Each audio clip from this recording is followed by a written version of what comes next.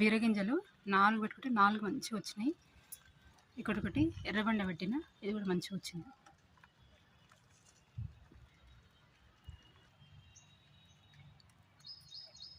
ఇదేమో ఎర్ర గోంగూర, ఈ టబ్బులో కూడా మంచిగా వచ్చినాయి.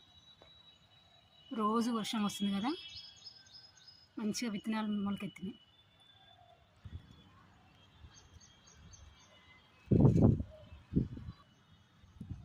చిట్టి గులాబీలు చూడండి, వర్షానికి ఎంత బాగా పూసినాయి.